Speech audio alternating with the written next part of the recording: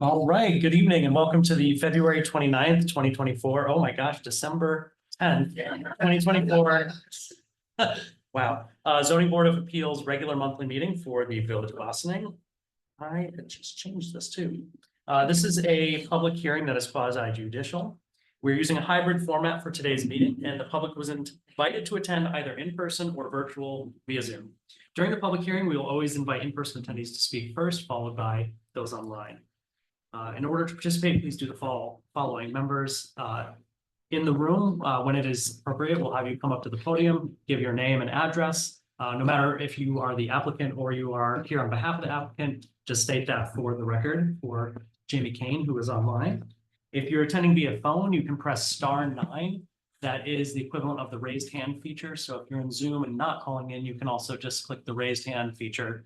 And at the appropriate time, we will let you in and unmute you. So comments may be emailed live during the public hearing to the village planning department via plan@villageofossining.org. Has that changed? villageofossiningnewyork.gov. It's still good. Good, great. This meeting will be recorded and a transcript of the meeting will be available at a later date. So ground rules. If you are speaking during the public hearing, please limit your comments to the matter at hand. If you do go too far off tangent, we'll just pull you back to help everybody get out of here sooner. If you are going into inappropriate language or off subject, we may ask you to leave the public hearing.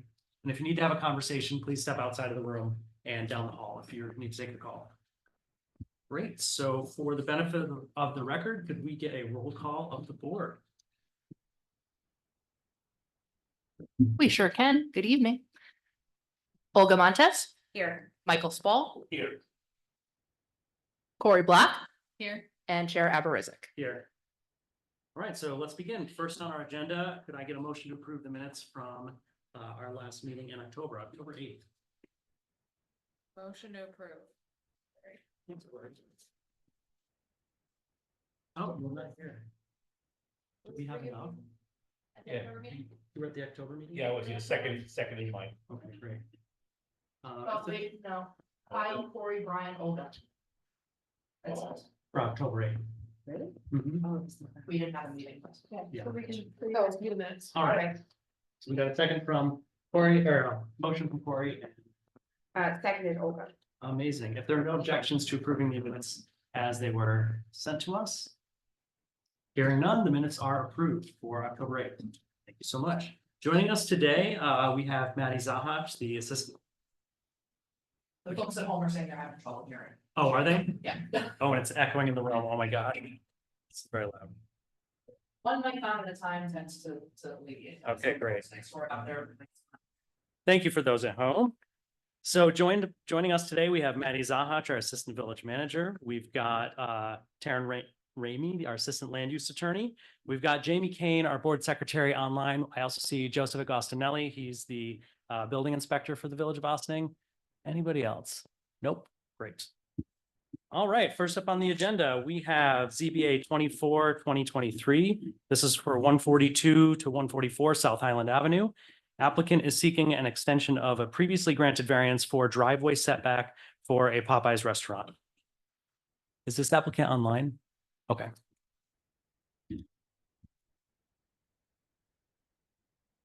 Mr. Davis, I've asked you to come over as a panelist. Okay, can you see me? Wait 1 second.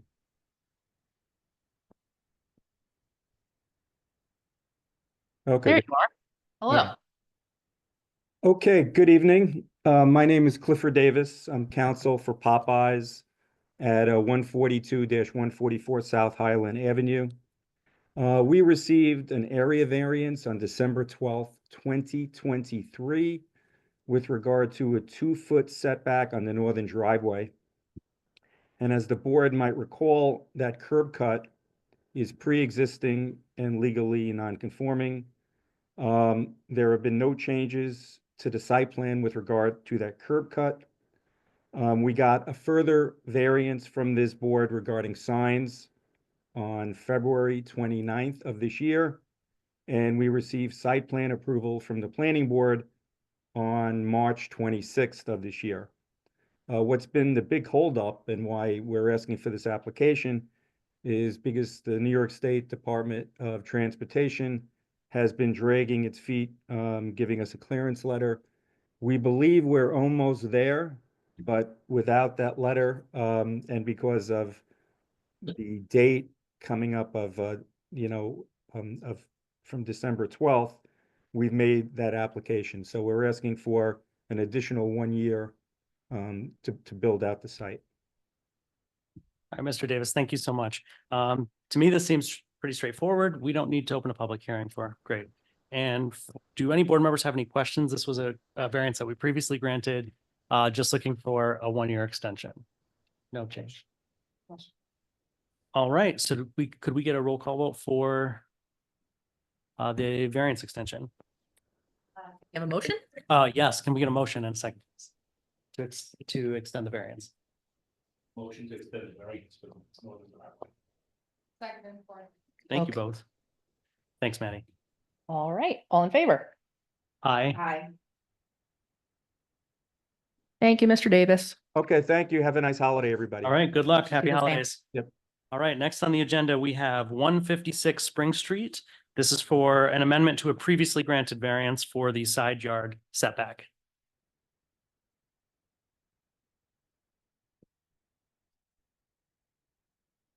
All right, I'm kind of jack of all trades here tonight. I'm gonna have to be a little bit. All good. Okay, Mr. Merrick, we're on your way over. Mr. Marin, you're coming over as a panelist. So if you could turn on your camera and your sound whenever you're ready, and I will share screen.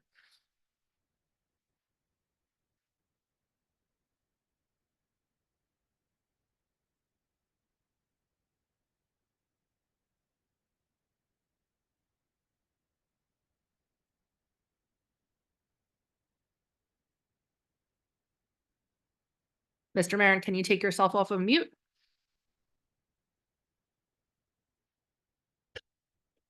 There you go. And video.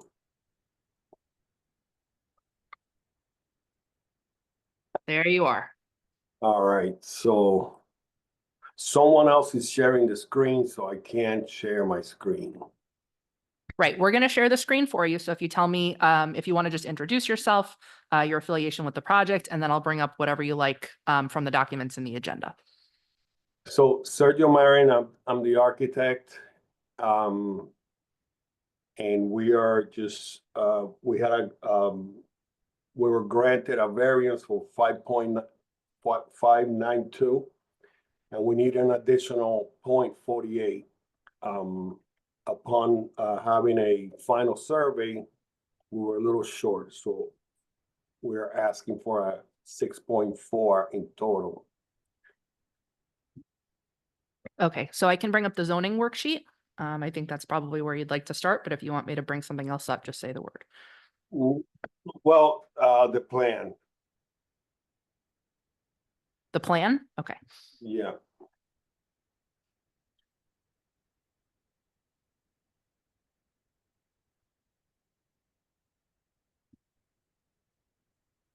All right, so we had an issue with the stairs here.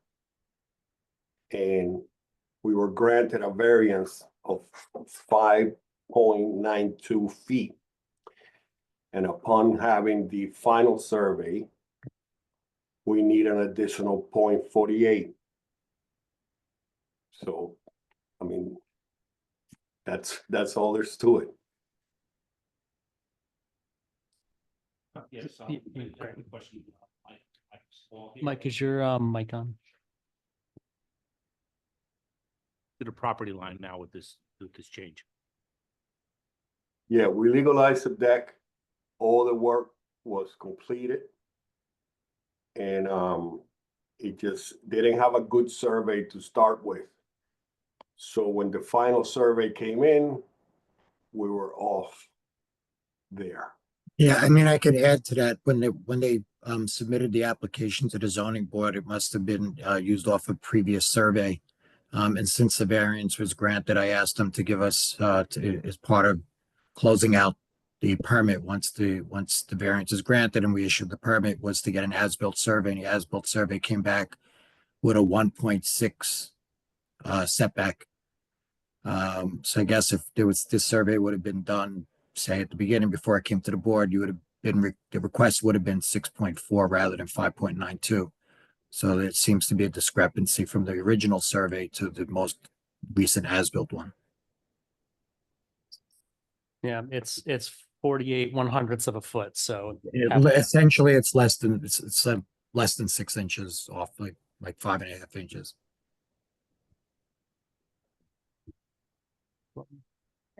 Olga, No all question. right. Open this up for a public hearing. Can I get a motion to open this up for a public hearing? Motion to open public hearing, Olga. Thank you. Seconded, Tori. Thank you. With that, the actually by unanimous consent, if there's no objections, opening the public hearing. Public hearing is now open. Is anyone here to speak outside of the applicant on 156 Spring Street? For half a foot. Going once, going twice. All right. Could I get a motion to close the public hearing? Motion to close, Olga. Thank you. Seconded, Mike. Thank you. With that, hearing no objections. Public hearing is closed. For this, do we need to go through the 5 factors? Okay, This is an amendment to a previously granted variance. The amount of the variance being granted is 40 feet. It's enough to the foot.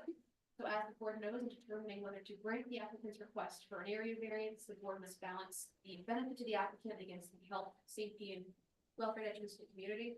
So there are 5 factors, as you know. And the first factor the board must consider is whether there's an undesirable change in the character of the neighborhood or a detriment to nearby properties be created.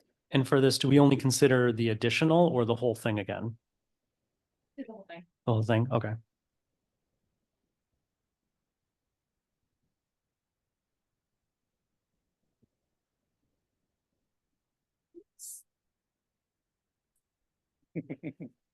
We'll make it up.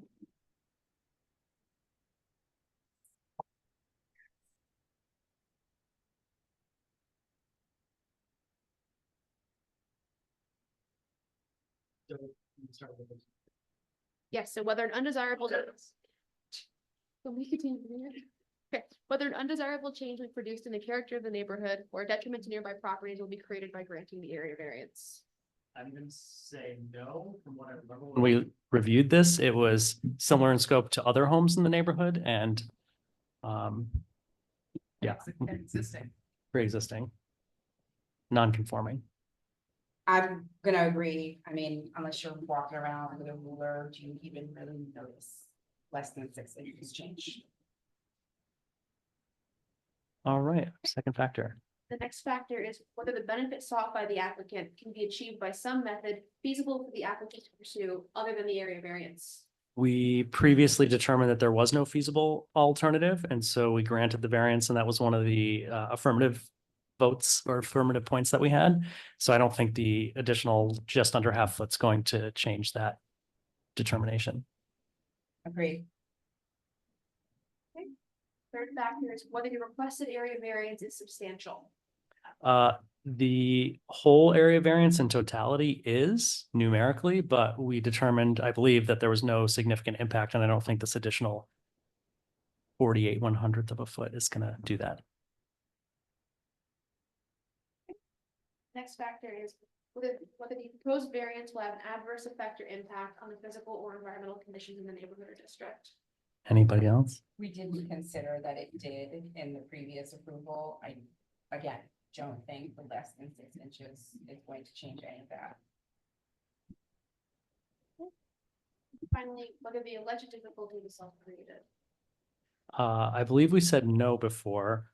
This is not determinative, but I'm gonna say yes, just based on the overlooking of having an appropriate survey, but it's not major. And again, it's not determinative. Yeah.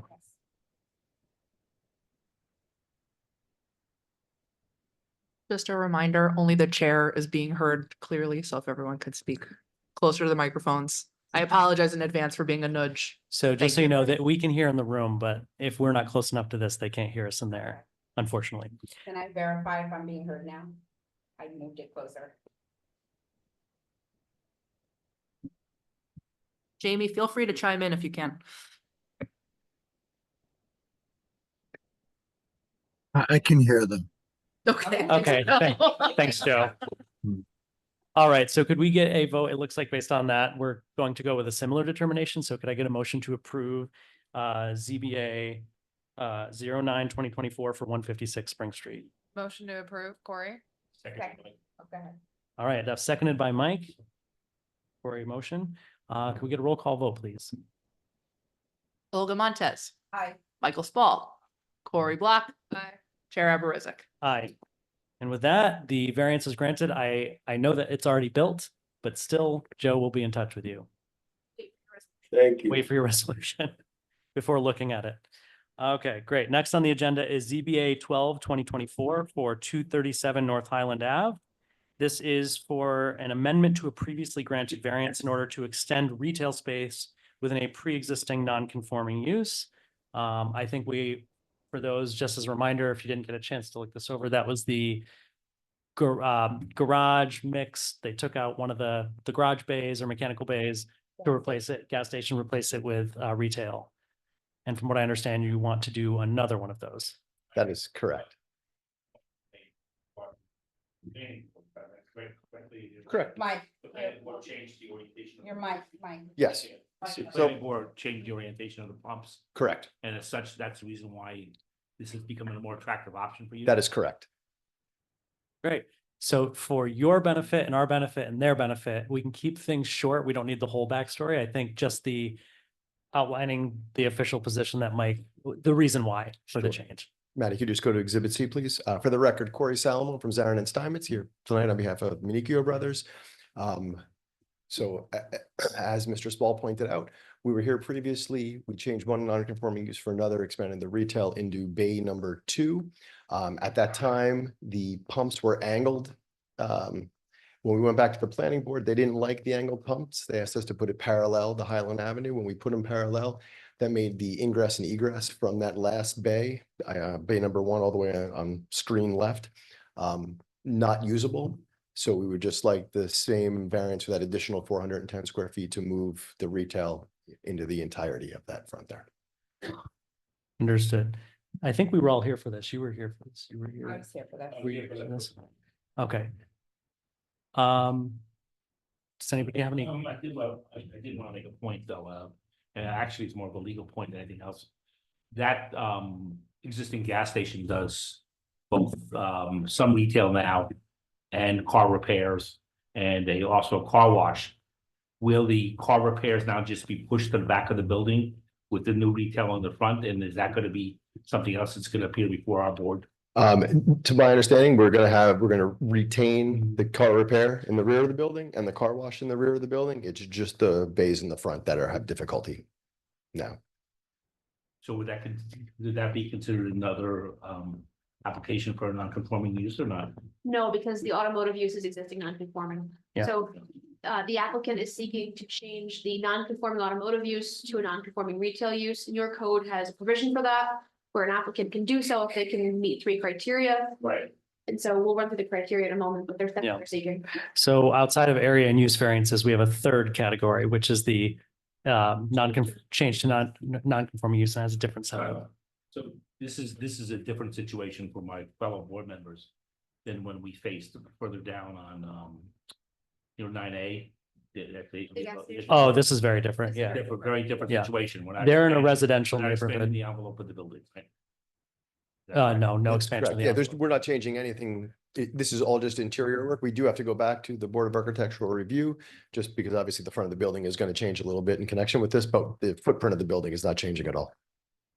Yeah, and this is in a commercial zone, The OR zone, yes. and that other gas station was in a residential zone. Okay. That was one of the big sticking points.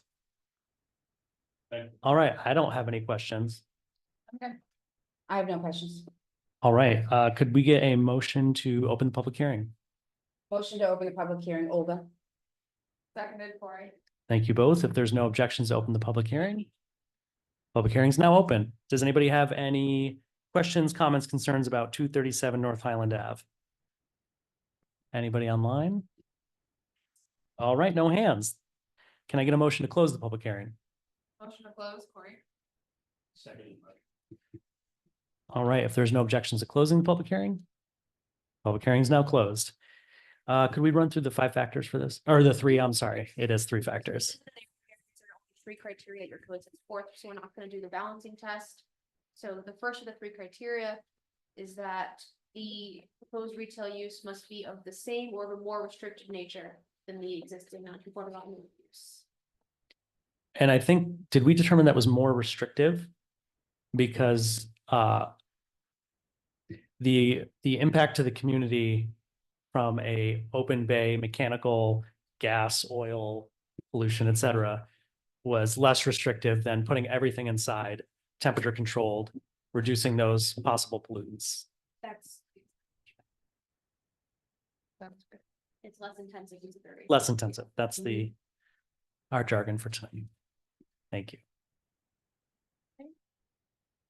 The next criteria the board has to look at is whether the proposed retail use will not alter the essential character of the neighborhood. Everything's being confined to the inside, so on the outside, it's not, there's no changes. And from a personal standpoint, I think I prefer the look of retail stored glass than open bay mechanical. And you said the ones in the rear are staying, but we can't see those from the street. Correct. And they're pre-existing, not Correct. conforming.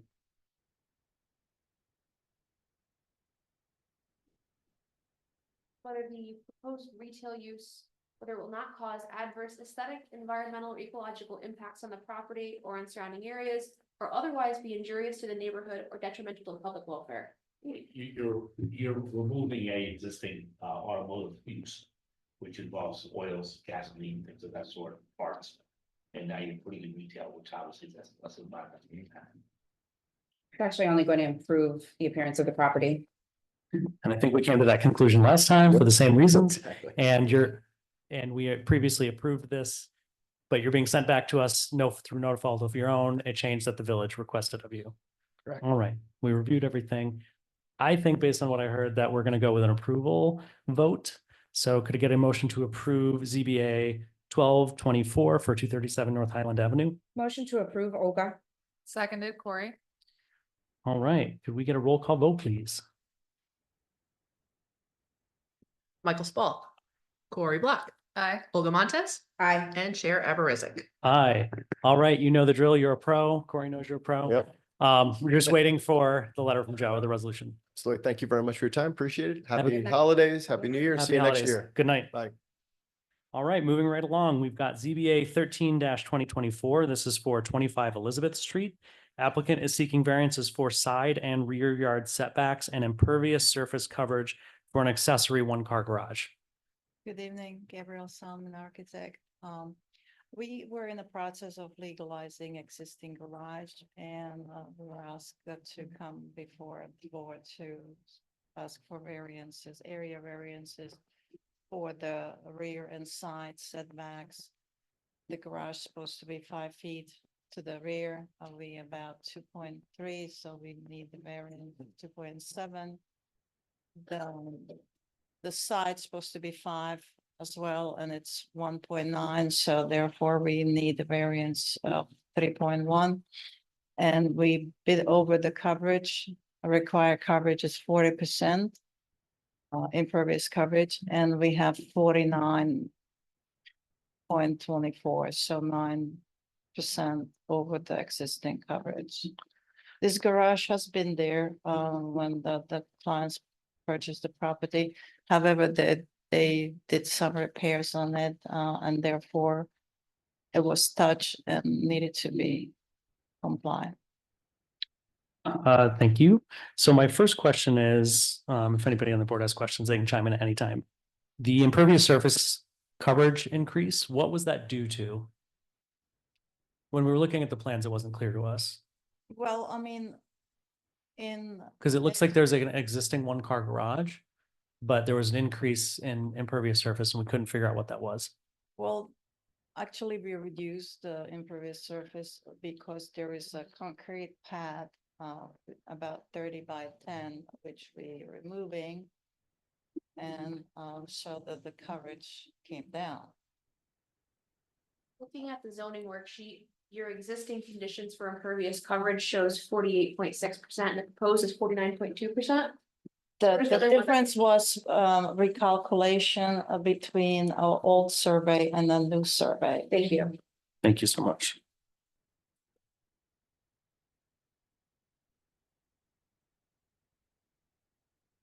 Well, that answers that question. So there's, if I'm understanding this correct, there's an existing structure Correct. and you're looking to make it a little bigger. That existing structure was remodeled without permit. Okay. And that's why we are here. Just to give you an update, a little background on it. This was something that was done a while ago with the current owner, and they were doing a repair to the garage. And then when we looked through the records, we realized there was no record of the garage structure ever having a permit to begin with. So part of the repairs that were done, it was requested to have it legalized. So they submitted an application to legalize it. And then that's when we had the survey done and show that part of legalization is that the garage structure that whenever it was built is not according to the setbacks of the village zoning code. Thanks, Joe. But I do have one question I want to clarify, if I can, Gabrielle. So at the 49, what was it, 49.2%, that would be what the impervious surface coverage would be with removing that concrete slab on there as indicated on, Correct. and otherwise it would be even higher? Correct. Okay. Yeah, just wanted to make sure that there wasn't a confusion with the amount of the calculation because it was. We are redoing the deck. We're making it slight larger, but however, deck is over the paved area anyhow, so that there was no increase of coverage. Okay, so the amount that the request of the variance is including removing the concrete slab in the back? Correct. Okay. You got that right? Yeah.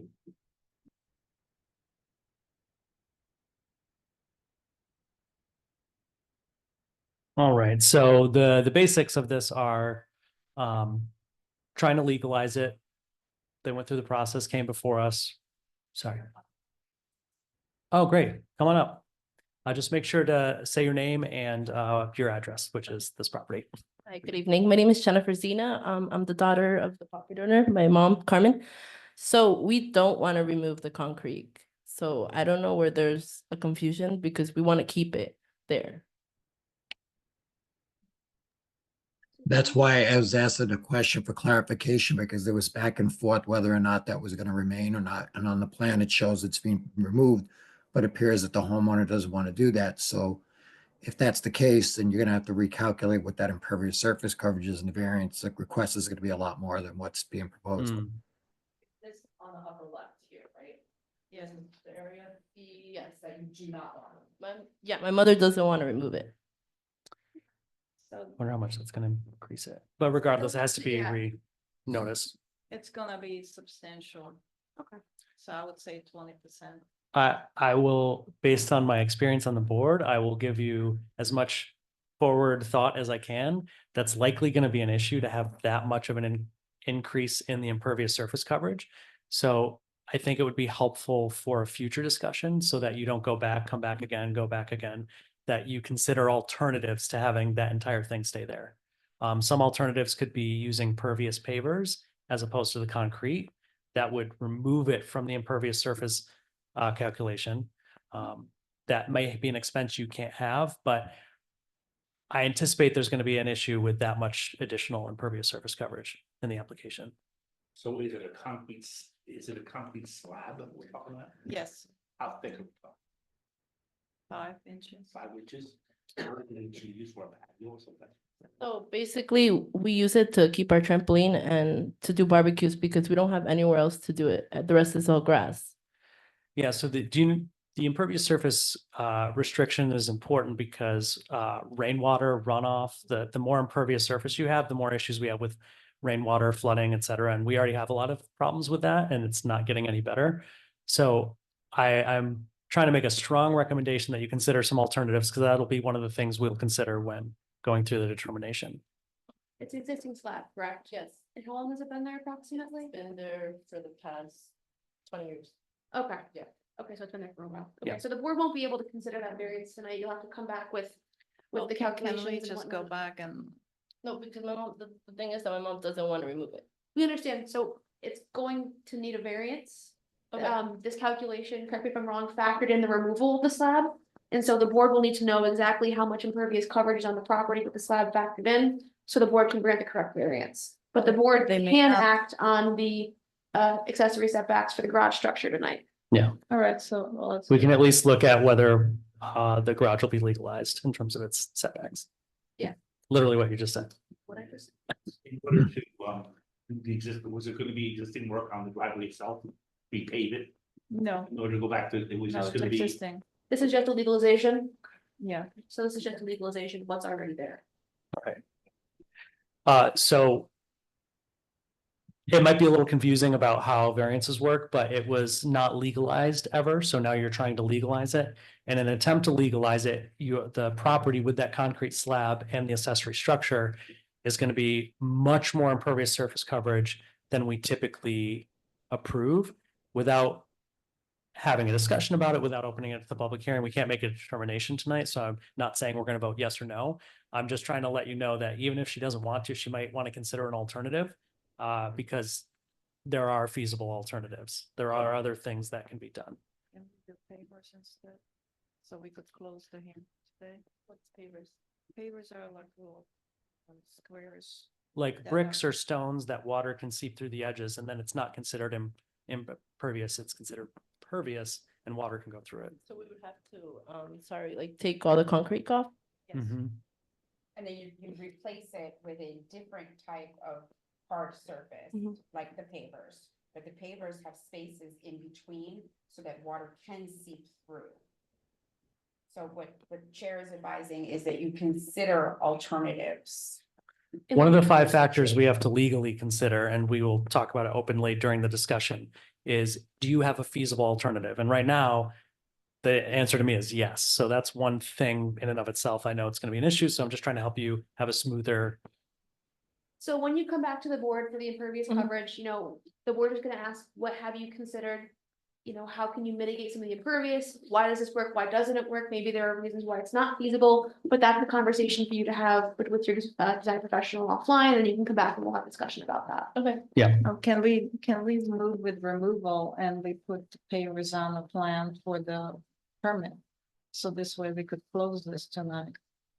They have to discuss if that's an expense they're willing to incur. So that's the problem. It is an expense for us. That's what I was thinking. Yeah. So.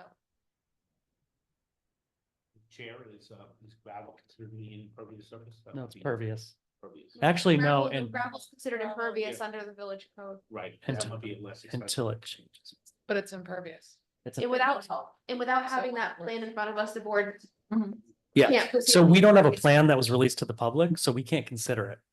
What was noticed to the public is not what is being proposed right now.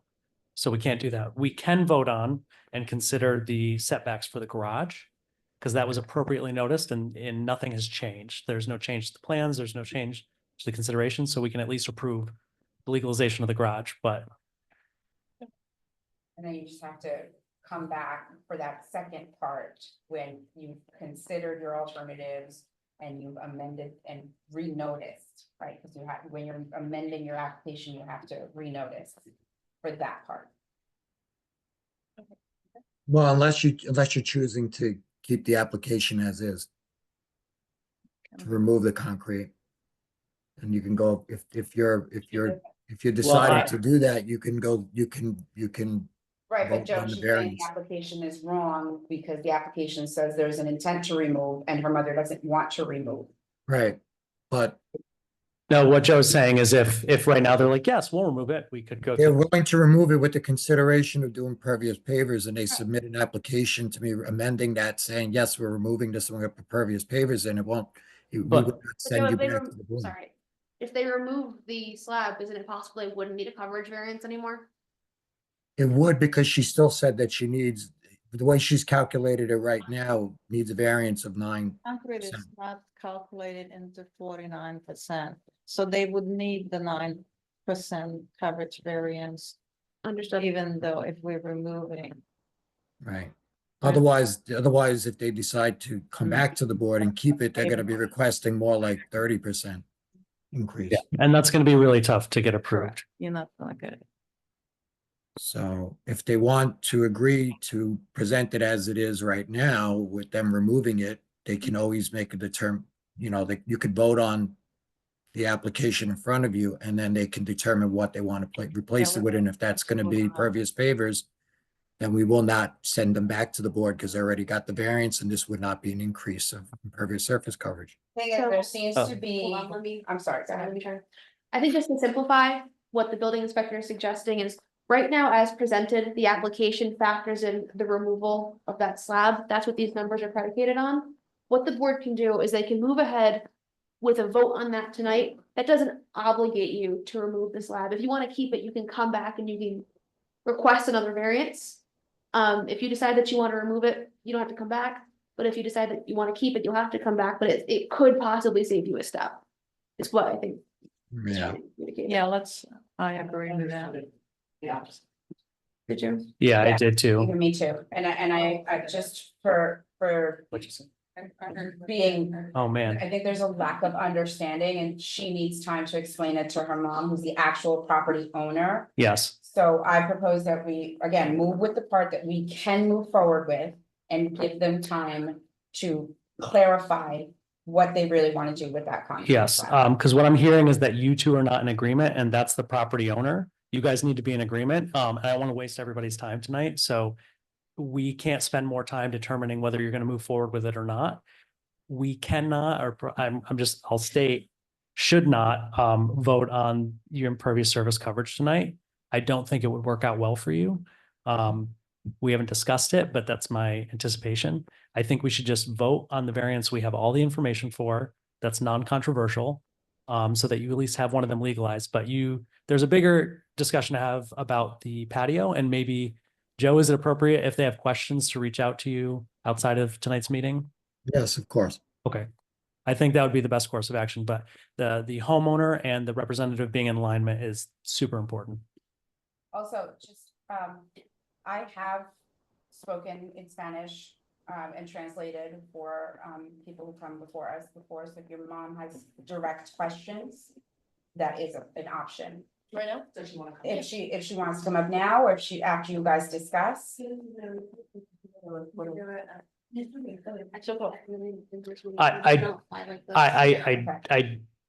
I don't think we should continue with the impervious surface discussion because it's not resolved and we can't spend the public's time resolving it in public. It's a private matter. The board can adjourn the matter in terms of the impervious coverage variance, but they can proceed with the garage setback variance. Okay. So I'd like to make a motion to continue with the setback discussion and have a vote on it, please. You may open public hearing. We do have to open the public hearing and then adjourn it. Can we open the public hearing and how do we adjourn and close? Okay, great. So could I get a motion to open a public hearing on this? Good for it. Thank you. Seconded, Olga. And if there's no objections, we will open the public hearing. Hearing none, the public hearing is now open. Do we have any comments other than from the homeowner for the 27 Elizabeth Street? Oh, 25, sorry. In regards to the setbacks for the garage. In regards to the setbacks, I think we have to consider both and then adjourn the whole thing, right? Are we just gonna ignore what was? You can vote on the setback. You can vote on the setback. Oh, okay. Okay, great. Sorry. Are you part of the residents? I mean, yes, you can speak, but you'll just have to come up and state your name and address. Okay. That's her sister. There are two girls and a mom. Mm-hmm.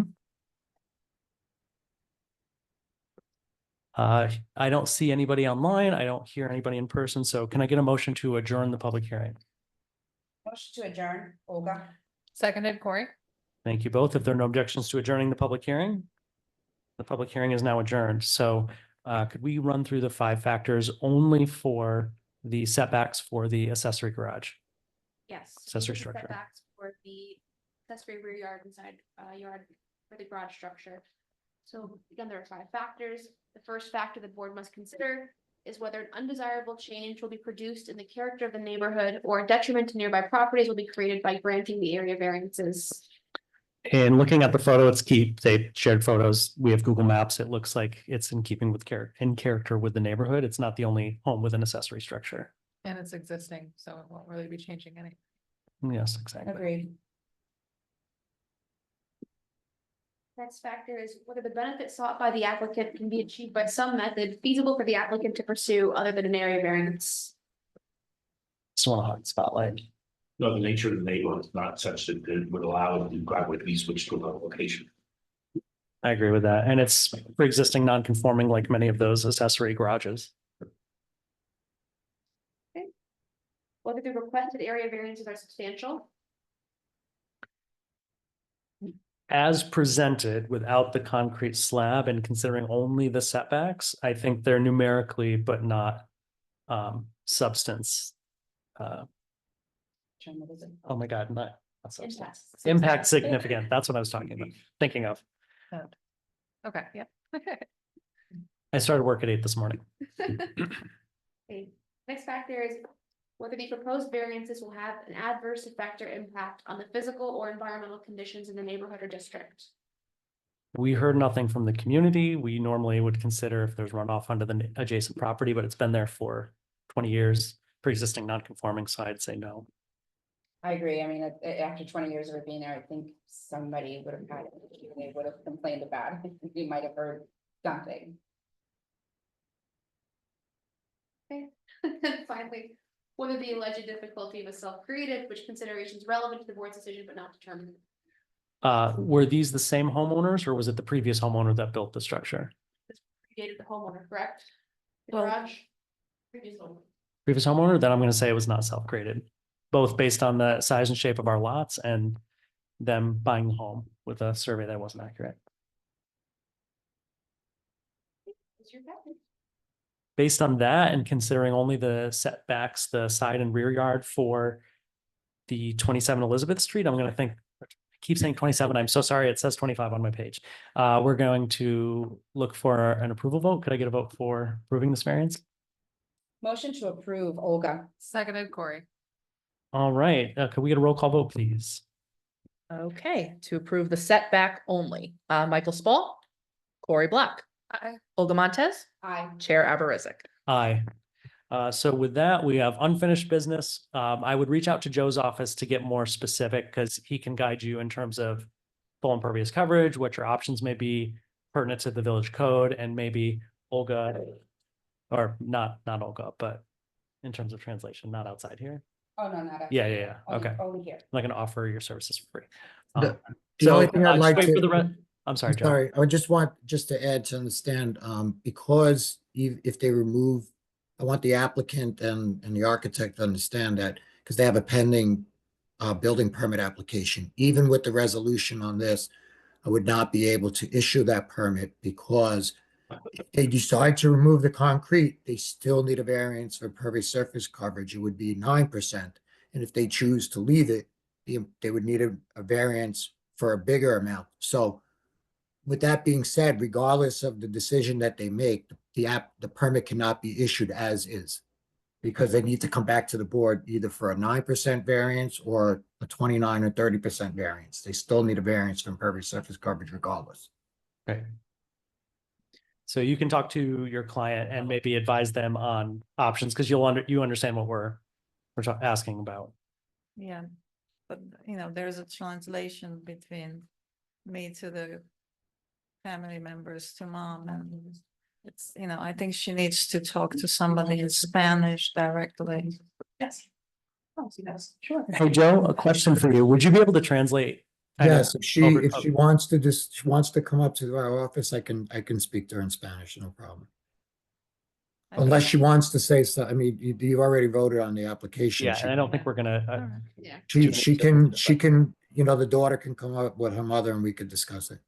All right, I think that's the best. okay, great. Thank you very much. Muchas gracias. Thank Have a good All right. night. Good night. Moving on to ZBA 2024 North Highland Avenue. This is an application for variances for installing multiple freestanding signs where only one building identification sign is permitted and for a maximum size of the proposed signs. Good evening, everyone. My name is Michael Bevavino. My firm's name is Architecture. I'm here representing Cortland Living. My clients purchased the property recently and swapped out 5 existing signs to represent the new ownership. So we need 2 variances for those pre-existing signs. One for the overall size of the sign, the main sign on the corner exceeds the 14 square feet that's allowable, and then the 4 additional signs, because you're only allowed 1. The property is 11 acres. It has 3 entrances, 16 buildings, 183 units. I think the intent of this signage regulation is for a much smaller property. We're sort of requesting, the minimum number of variances required to sort of wayfind around the property. I don't think it impacts the neighborhood because they were pre-existing signs. They basically just swapped out the name. Just 2 clarifying questions for the board from what I saw. The signs, because there's 3 different entrances and they're non-contiguous, are identifying which units are in each lot. That's correct. Manny, would you So- mind pulling up the signs? Oh, let's get it, Corey. I was just gonna say, yeah, I live there. Oh. So I see Um, them every day and so- I was gonna say, I don't know, this is kind of outside, but it's annoying that our addresses are a different street name, which isn't on there. So people, it's not really wayfinding that much because my address is Claremont Gardens, 184 Claremont Gardens, and there's no Claremont Gardens on those signs anywhere. So do the unit numbers match up? Yeah. Okay, there we go. So, it works, but everybody always has a hard time, so they're not great with finding Right now, signs. so now we can fix it. And the other Next person who drives consideration for the variance is it looks like what's allowable for surface area of the sign is 14 square feet, and you're asking for 18 square feet. Or 36 square feet, but we would like to, if this gets accepted tonight, just say 18 square feet per side. Because if we just say 36 square feet, this lives with the land and not with you, that means you can do something twice as large. Understood. Yeah, the owners utilized, the existing post, the existing structure, and just swapped out the sign. I'm sorry, I'm having trouble following because it sounds like all you're doing is swapping the sign, but then you're swapping it for something bigger? Nope, No, same size. it's the way it was worded in the application. I was just clarifying. So Okay. if we write a resolution, it doesn't give them more than they're asking. So the new sign is 3 by 6, is that correct? 3 by 6 foot? There's 3 different sign styles. There's the 2 main signs, and then there's the secondary signs. Am I correct? Yeah. If I got that square footage correct, 3 by 6. 72 is, yeah. I'm so sorry, I'm still not following. If we're Medic- not making them bigger, what is the variance? They need variances for the number of signs. They have 5 where only 1 is permitted. Gotcha. And then because they are new signs, they need a variance for the size of one of the signs. Okay. But they're the same style and location as previously. If there's a new owner, so they have to update the signage, correct? Correct. And not just that, but also the signs are at different locations, are all together, those separated by roadway. Correct. entrances. Yeah, but this doesn't need any setback variances. There are no specific setback requirements for this type of signage in this district. Not the first time I've seen these, so I have no questions. I read through got some counsel. All right, hearing that, I'm gonna assume we are ready to open a public hearing. Could I get a motion to, do you have a question for me? There's no, I don't need to recuse myself or anything, right? Because I'm Just just, signage. yeah. And you would only need to recuse yourself if you didn't think that you could Before. be unbiased, fair and impartial. Correct. Please start inside. Okay, just wanted to, You're not Make gonna get- sure. You're not gonna get your Claremont Galley, but no, I won't, I'm not asking. So Could I get a motion to open the public hearing on this? Motion open, Corey. Seconded, Olga. If there are no objections to open the public hearing, the public hearing is now open. Is there anybody here other than the applicant or the representative to speak on North Highland Avenue? i.e. Cortland Living? Hearing none, seeing none, could we get a motion to close the public hearing? Motion to close, Olga. Seconded by. If there are no objections to closing the public hearing, it is closed. All right, can we run through the 5 factors, Taryn? Yes, so again, number of signs and the size of the signs, are 2 variances you're considering. The first factor the board must consider is whether an undesirable change will be produced in the character of the neighborhood or a detriment to nearby properties will be created by granting area variances. They are same as in terms of size and location, and I don't see anything that's gratuitous about them, like artwork that hasn't been approved, et cetera. It's just informational, so I'm gonna say no. I agree with the chair. And I think the size of the signs is appropriate because the street is windy and it's kind of difficult to see, so they catch your eye. It's also a very large complex, so considering the context. Important. Yeah. So the next factor is whether the benefits sought by the applicant can be achieved by some method feasible for the applicant to pursue other than the area variance. Oh, I don't see that there's a level. Yeah, you need signs for multiple signs for multiple entrances. Especially when you've changed the name of a property. So I'm gonna say no as well. Visibility is important. Yes. The next factor is whether the requested area variances are substantial. The numbers, substantial in number, impact insignificant. Yeah. The board actually find the benefit to the signs. Yes. In your discussion. Correct. Whether the proposed variances will have an adverse effect or impact on the physical or environmental conditions in the neighborhood or district. No, they're replacing pre-existing. And they haven't changed anything about them other than the name, information. And wayfinding will help. And finally, whether the alleged difficulty was self-created. For this one, yes, but not determinative. And I'm gonna say it's self-created because there are other ways to manage those entrances without those 3 additional signs, because they are 3 distinct entrances. Finding on the second. Hmm. Well, I was neutral on the second factor, so I'll retract my statement. Yeah. So I don't think it was self-created. They're doing what they need to do with this situation that they have. And The they bought, signage is needed. they bought the property with those signs already there. They're Right. just switching them over to their business.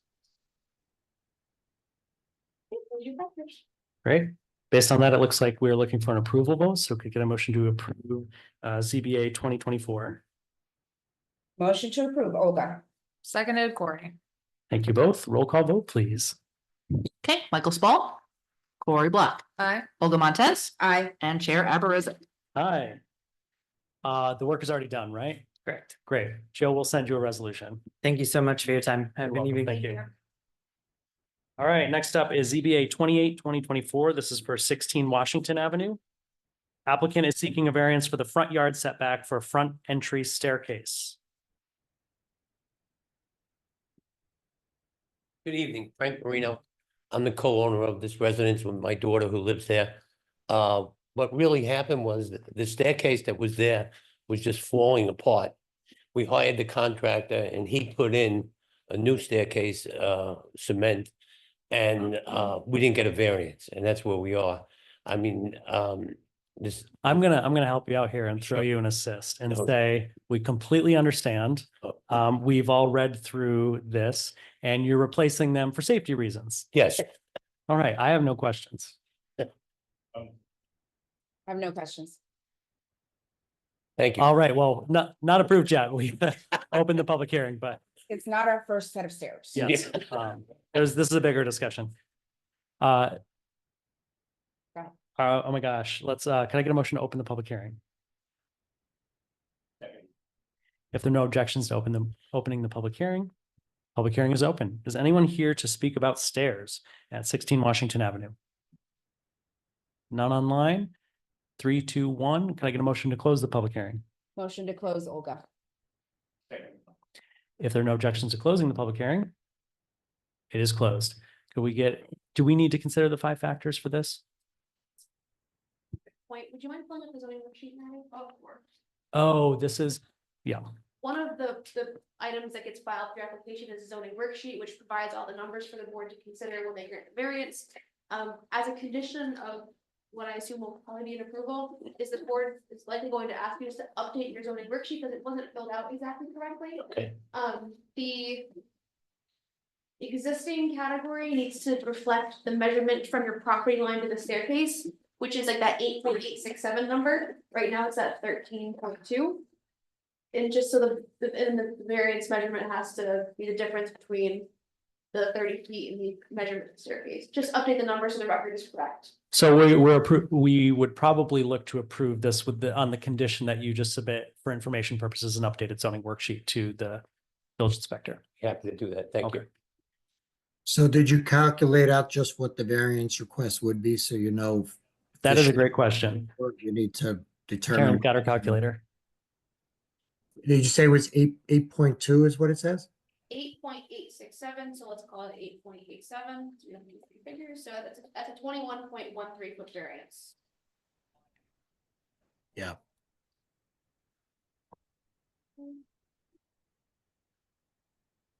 Okay, first factor the board must consider is whether an undesirable change is produced in the character of the neighborhood or a detriment to nearby properties will be created by granting the area variance.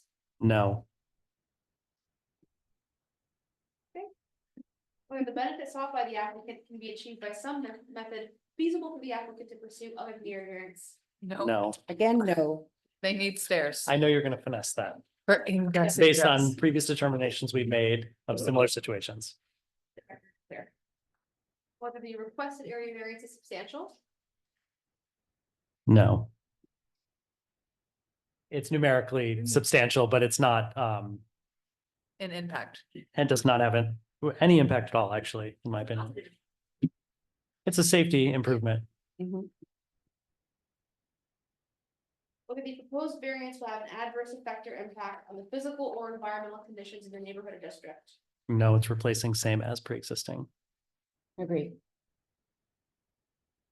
Finally, whether the alleged difficulty was self-created. No. No comment. Wear and tear forces you to replace for safety reasons. So those are your factors. It looks like we are looking for a motion to approve. If I could get a motion. Oh, subject to the condition that the zoning worksheet is updated with a calculation of 8.87 feet with a requested variance of 21.13. Motion to approve? I just want to make sure you folks got those numbers down. Yeah. Here, let me, You know where they go? Yeah. Cheap, okay. yeah. So again, that is 8.87 and the variance requested is 21.13. 8.87.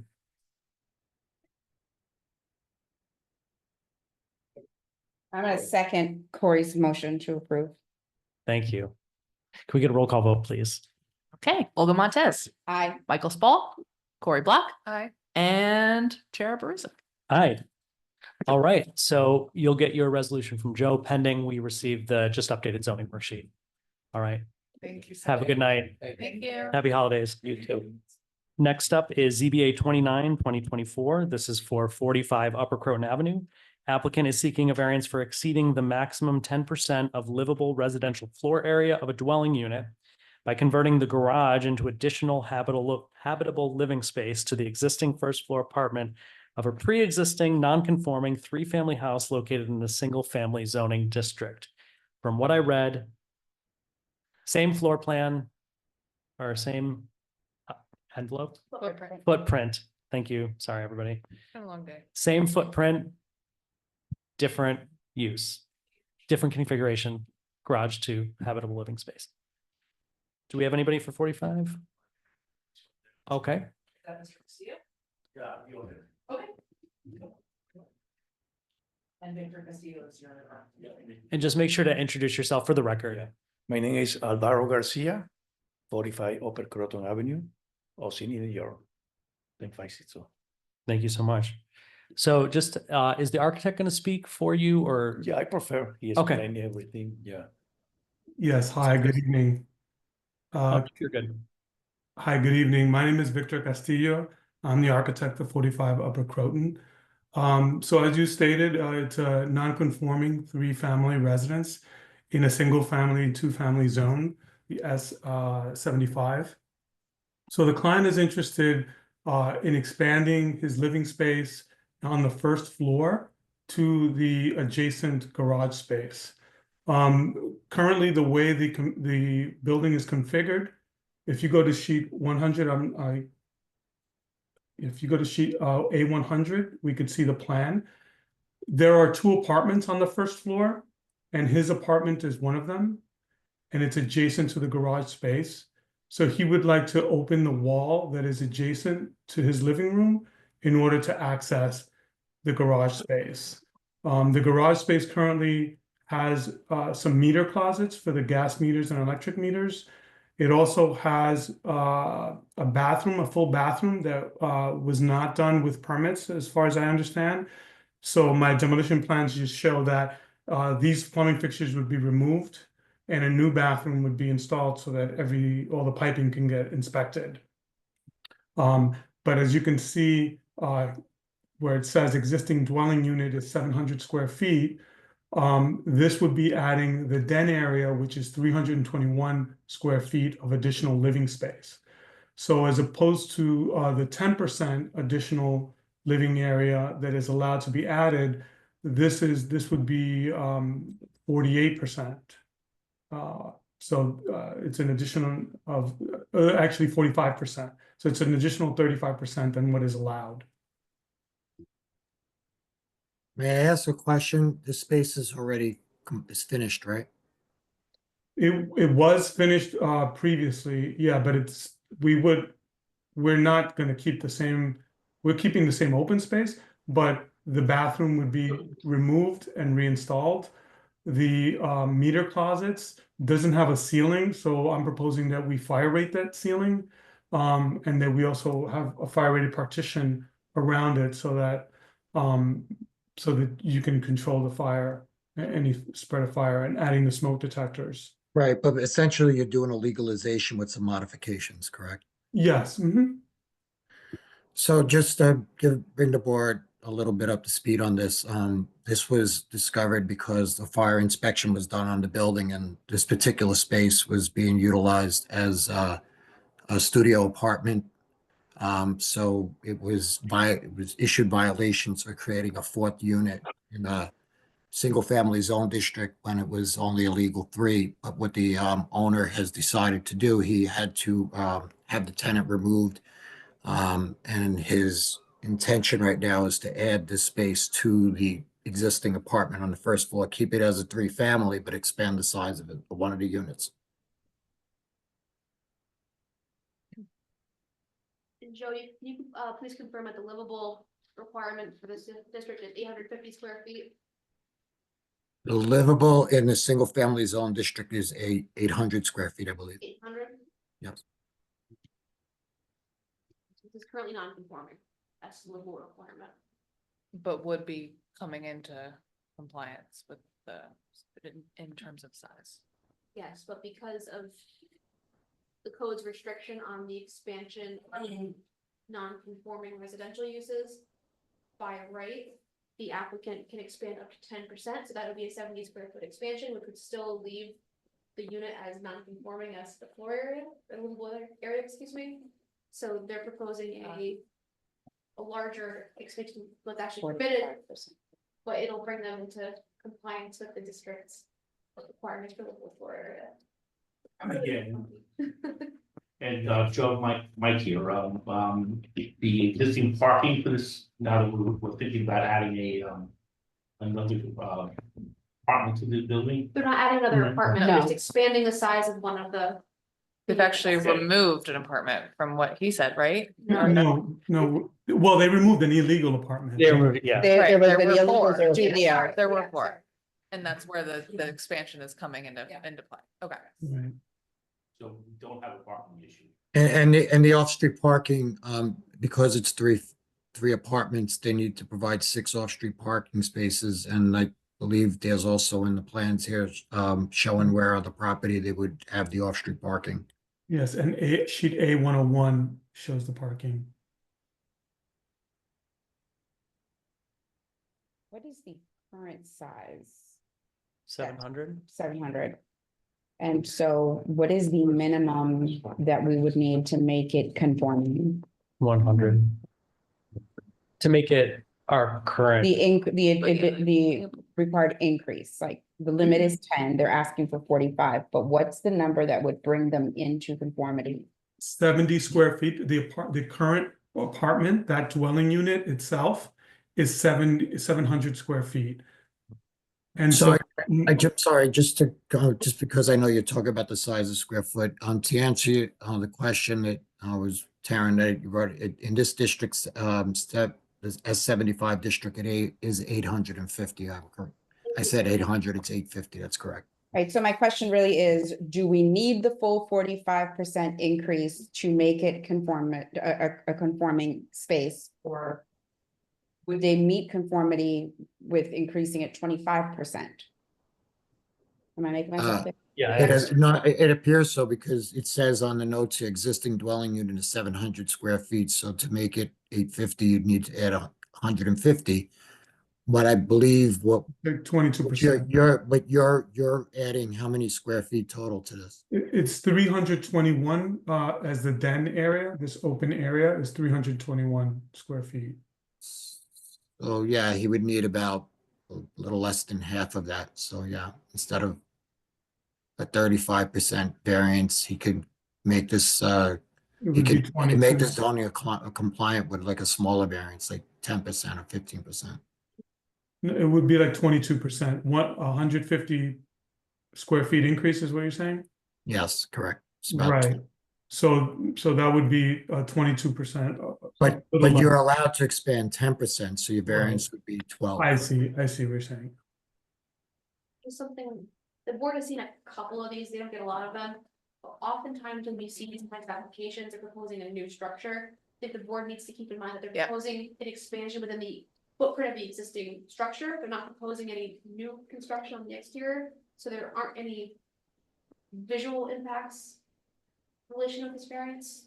Yeah, or even stormwater or anything environmental, really, it's existing, it's Existing there. space. Yeah.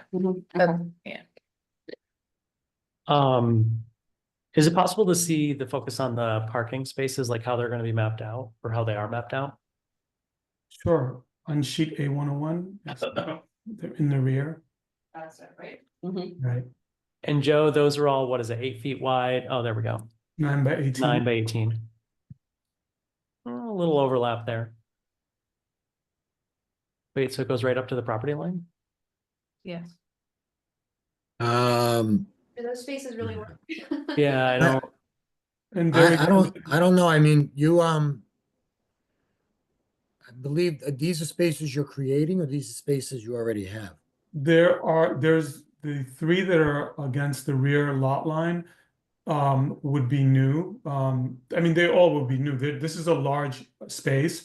The 3 parking spaces along the rear lot line, right now there's a shed there. And so we're proposing we would be removing those in order to accommodate the parking. So I would say that the oversight is that if those parking spaces are right on the property line, you don't have a setback of 2 feet. So you're required to keep a 2-foot setback unless Okay. you're able to alter this a little bit to create that 2-foot setback. Yeah, we can. And if these are to scale, I'm not sure if they are to scale, but if they are to scale, number 3 and 4 are overlapping each other a little bit. Yeah, I mean, we could provide a little more space between them. I mean, Yeah. you have the space there to Right. maneuver those somewhat to be able to make them fit and make them zoning compliant. I think Corey's got a I was comment. just gonna say, I'm not worried about it. They have the space and nothing's gonna be marked anyways. It's a residence, right? So they're gonna park however they're gonna park, and I don't know. I think they've shown that they could fit 6+ more if they, My only concern with, do they actually work in practice for someone's practice? Can someone on spot 3 if someone's parking spot 4, can they get out okay? If all these are fully parked, then someone. Yeah. But also if I mean, 1, 2, and 3 can be set further apart. Yeah, They okay. can move 2 feet, let's say, over, and that'll provide the And the gravel doesn't impact by the village's code definition, the impervious surface coverage? Is that pre-existing gravel or new? No, it's not, but we could also use the like the meshes which allow it to just stay as grass, but allow cars like True Grid. So it's a reinforced mesh that goes in the ground and gets filled with grass seeds, and so that it remains as grass, but it allows cars to be parked on top of it without damaging it. Just for Yes. curiosity, when you My did only the concern is I don't impervious- think we've ever granted parking that's not pre-existing non-conforming. Right. No, I know, but it's a consideration to approve the variance for the, Well, it creates, I would say that it makes the situation that currently exists better, only because right now, the zoning doesn't allow cars to be parked in the front. And I believe perhaps in the side, but that's what happens now. The garage is in the front. So I think this makes the parking more code compliant by allowing them to be parked in the rear and removing them from the front.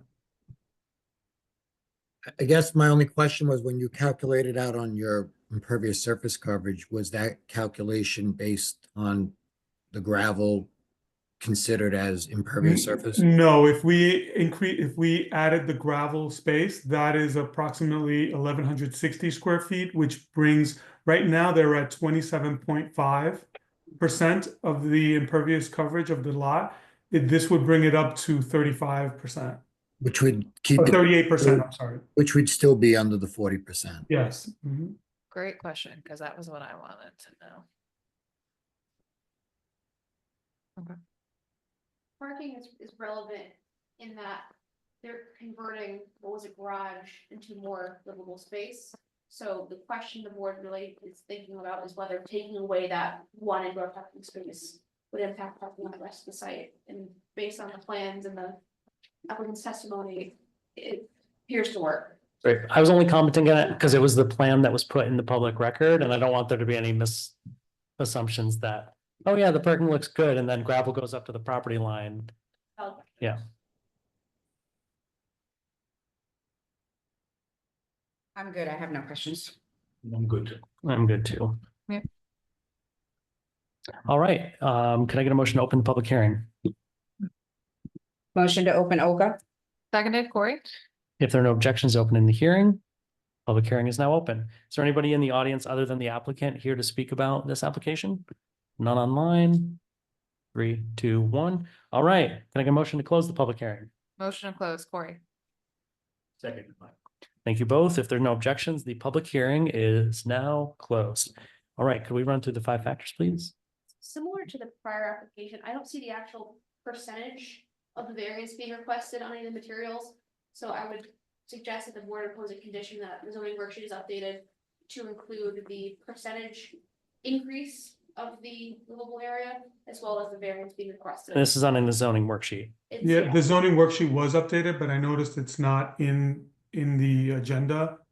In the documents that are there, but it was updated at the end of October, I believe. But so we can just resubmit it, so that's not a That's fine, problem. yep. Well, Yep. the condition will be there. It's pretty straightforward to satisfy as long as you submit the percentages. We're all good. And just for the record, again, what is the correct? Is it 35%? Oh, no, that's parking and impervious surface coverage. Should. Right. that's The 45.8% increase, 10% is permitted, so the variance being requested. 35. 35.8%. Joe, do you have a different figure? No, I believe that it's 35. I think what you came up with 35.8 or said 30. Yeah, That's correct. And I mean, the only thing I would say is to make sure the off-street parking that you give me an updated plan to, relocate those a little bit to make them zoning compliant, so we don't need variances to setbacks. okay, no problem. Perfect. And if you're gonna keep it in gravel, just update on that, the worksheet, the impervious surface coverage, because you said that it's, it would be about 35%, I believe you said, Yes, 38, yeah. 38. Update the zoning worksheet to include the impervious calculation, including gravel. Yes. All right. And then did he want a condition that they submitted a new plan showing that the parking was set back as well? Yeah. Thank you. All right. So. With as of right? Yeah, Thank you. right. Okay. So 5 factors the board must consider, the first being whether an undesirable change will be produced in the character of the neighborhood or a detriment to nearby properties will be created by granting the area variance. No, the change is happening internally and kept within the same footprint. And as part of the consideration for making this change, he wants to move the parking to the rear, more in compliance with code and what is expected in a residential neighborhood, multifamily home. Next factor is whether the benefit sought by the applicant can be achieved by some method feasible for the applicant to pursue other than an area variance. While that might be a possibility, I think this is their best option. Using existing space. Yes. So I'm gonna say no.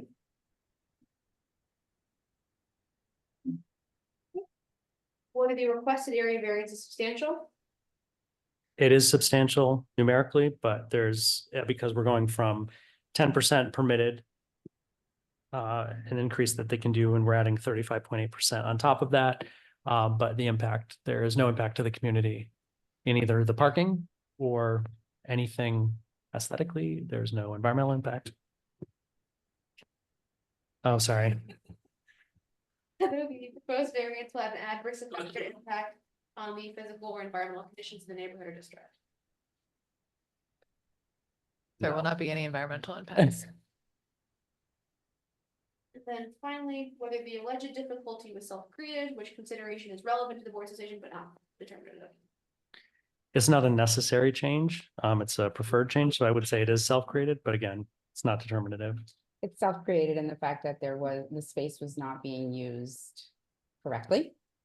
And so they're now having to fix that, but not determinative.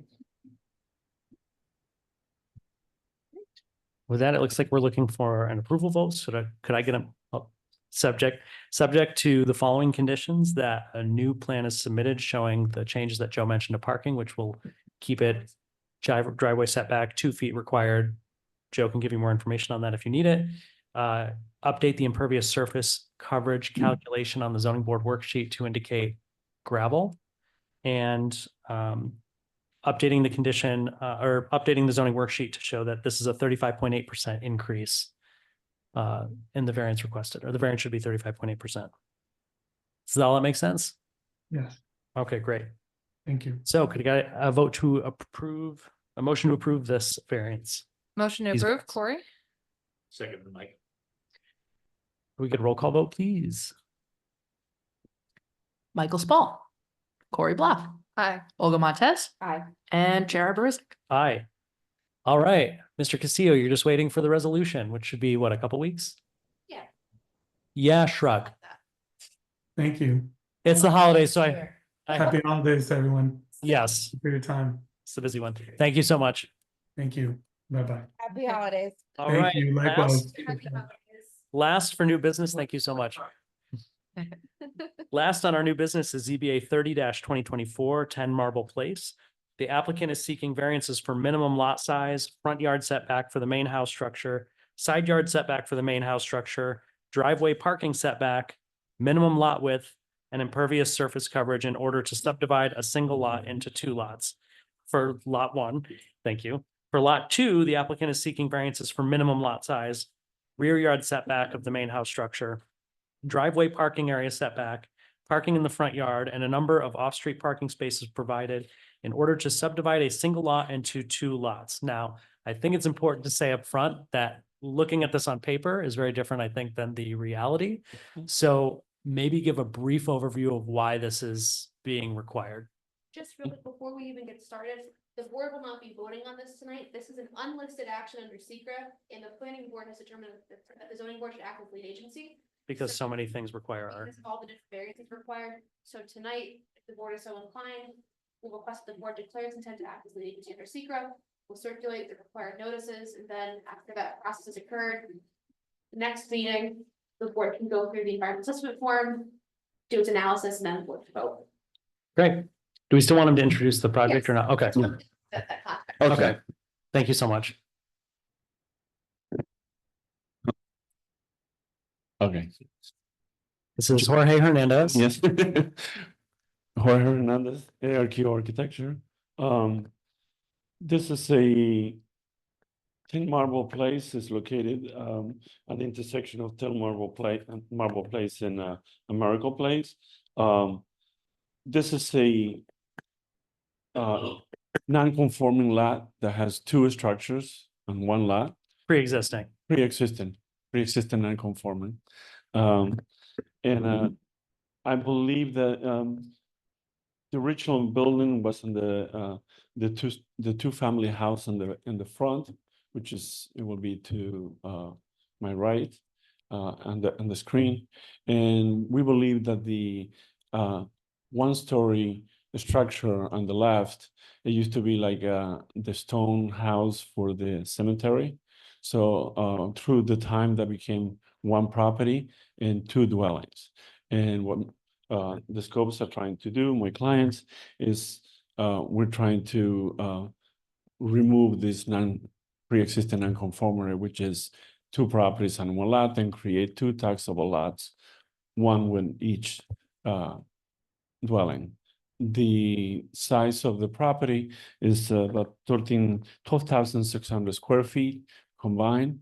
We're in a T zone, and if you go to the, I think S1. Oh, you can see the key plan really shows clearly what we're trying to do is separate the into two lots and have the shaded area between the two lots is going to be an easement between the two properties in order to be able to maneuver in and out. You kind of went through the variances that are required. Of all those variances, about 4 of them, I believe, are created or necessary because of what we are proposing. All the other variances are pre-existing and conforming. I don't know if you want to go. Is there actually any site work going on, or is it all? There is no site work going on. And actually, there is something else that is, we're dealing with, I believe, the Board of Trustees, is that there are some landscaping outside our property.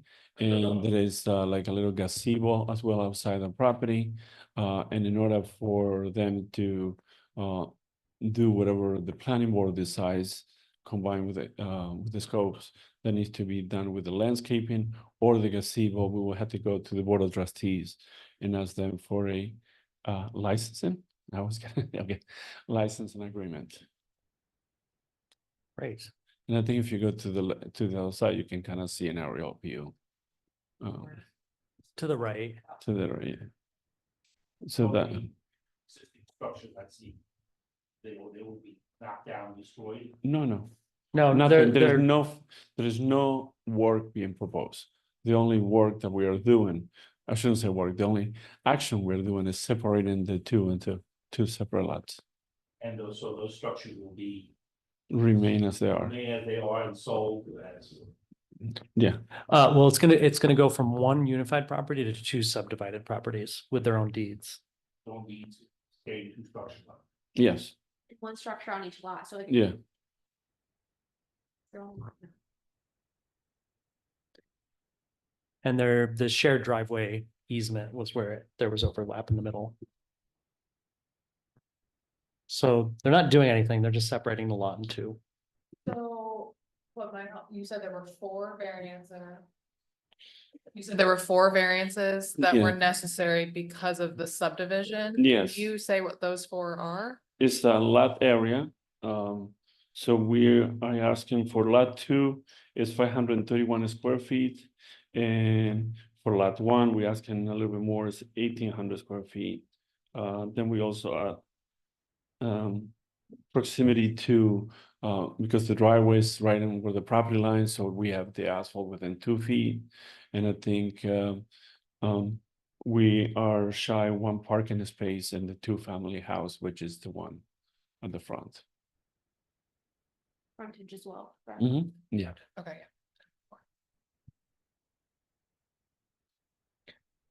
I have no questions pre-secret. Secret. Yeah, I have no questions either. can I just ask you a clarifying question, because it's the end of the day and I'm not processing correctly, so they're asking us to be lead agency? The planning board has requested that the zoning board act as lead agency because. Okay, because there's no all site work There's going no on. site work and it's just the variances. Okay, So tonight, if the board is so inclined, you can open the public hearing. Not here, but you can open the public hearing, get any response, adjourn the public hearing, declare intent to act as lead agency. All the fun stuff happens behind the scenes. You'll come back, we'll do part 2, and then we'll be on our. And I'll give a better secret discussion once it's actually in front of us. Complicated if you haven't done it before, but they'll walk us through it. Where is next? I just thought I heard you say planning board and then Yeah, so the application been before the planning board for Yeah. quite some time. There's been just other things lurking in the background, like the items in the right of way and whatnot. Okay. But they're comfortable with this plan. They referred it over to the zoning board for the variances. So perhaps I'm a little tired here, but the slopes are right, Yes. and there's 2 homes on this single property. Yes. What is the advantage? Why are they doing this? Why can't they just leave one as the main house and the other one as a cottage or something on the property? Why are they, what was the purpose? Well, Do you want to come up and answer that? You're the applicant. I think that would be a better, yeah. Thanks, JB. Just make sure to come up and introduce yourself. I'm Jennifer Scopes, 10 Marvel Place, Austining. Hello. The reason that I would like to do this is right now I live in the single family home. And there's a 2-family house on the other side of the driveway. I don't want to be a landlord anymore. Okay. I don't.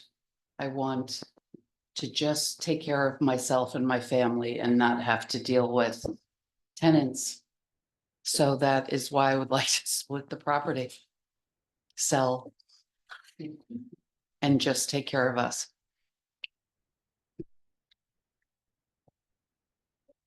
Thank you. Thank you.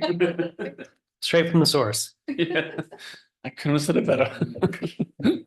The also the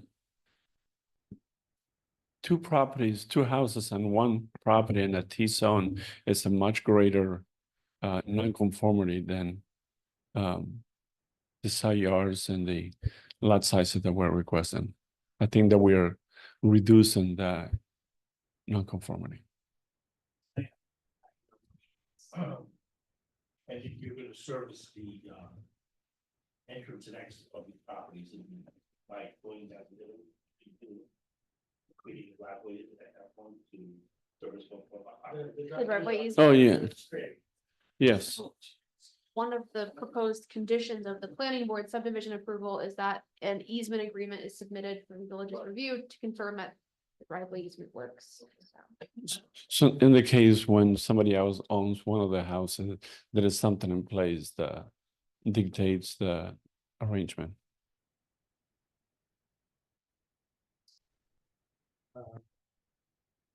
So could we get a motion to open the public hearing on this application? Motion to open the public hearing, Olga. Seconded, Corey. If there are no objections to opening the public hearing is now open. Is there anybody here to speak on this other than the applicant and their representative? Hearing none, seeing none, could I get a motion to close the public hearing? Adjourn the public hearing. Caught myself. Motion to adjourn, Olga. If there are no objections to adjourning the public hearing, it is adjourned. All right, so could I get a motion? How do I phrase this? Can I get a motion of the zoning board's intent to act as lead agency on the secret process for this application? So moved, Corey. Seconded, Olga. Yeah, you don't have to repeat it. It's great. Should we do a roll call vote for this or just unanimous consent? All right. If there are no objections to the zoning board acting as the lead agency for secra on this, hearing none, we approve. So once the circulation is completed, the next meeting, the board will declare itself the agency, assuming there's no feedback from any of the other involved agencies, and then we'll proceed from there. Great. So technically, because of the 30 days, we will be back in January to the planning board and in February, hopefully here. If, Oh, the planning board actually meets next week. So the planning board could consider the lead agency request at the next meeting. okay, So then we're just kind of stuck with DOH and their timeline, which could take 30 days. So you could possibly be back in January, but okay. Maybe not with the holiday. well, with the holidays, who knows? Yeah. It's the county, so. Your landlord journey continues, but the dream Into lives the on. next year. Okay, got it. Could I get a motion to adjourn ZBA 30-24 for 10 Marble Place? Motion to adjourn, Olga. Seconded, Corey. All right, if there are no objections to adjourning this application, application is adjourned. Thank you so much. They'll be in touch. You'll know when you're coming back. Yes, okay. All right. Happy holidays. And it is my understanding that none of the adjourned matters have any relevant updates submitted. Have we gotten any more information about 133 State Street? And 133 State Street has now crossed over the 3 meeting mark, hasn't it? Unless November, so. Great meeting, Mark. So the board passed a resolution that aligns identically to the planning board, correct? The adjournment policy. Previously, people would use the government levers to be at one board and not be adjourned or not be closed. Same in the other one, so that in perpetuity, they could keep their application open and not have any action taken against them. So to align with the planning board, we passed that policy. And so the board now has the ability at their discretion to discuss closing out adjourned matters and removing them from the agenda, which would require resubmission for. Did I get that right? It's been a long time. There's been behind the scenes, just some back and forth with the applicants team in the village, and we seem to be going in circles. Yeah, And that is what this policy was meant to prevent. so I think the board can request that the village reach out to the applicant with them, they can either appear at the next meeting, or they're gonna get booted off. Is this something we vote on? Unanimous consent or? All right. This has been quite some time. I'm just gonna put it on the record because you never know. So concerning adjourned matters, ZBA 8/2024 for 133 State Street, we have not heard from or seen the applicant since July. I don't consider, and I don't think the village considers, just submitting paperwork that's not relevant or an update that was being sought as extending the application timeline. So even though I see on here September 5th, 2024, I don't think those were substantive, were they? The village has been going back and forth with the applicant as to the height variance.